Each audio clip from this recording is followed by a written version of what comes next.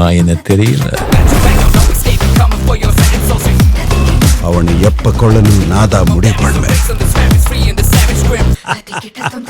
Super.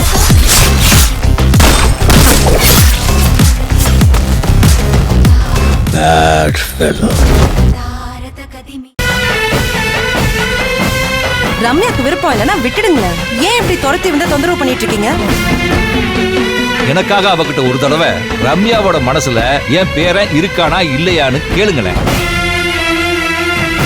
நான் சுத்தி வளைக்காம விஷயத்துக்கு வரேன். அந்த பையன் உன்னை விரும்புறான்னு எனக்கு தெரியும். நீ வினோதினி நாளை பகல் 1 மணிக்கு உங்கள் சன் டிவியில்.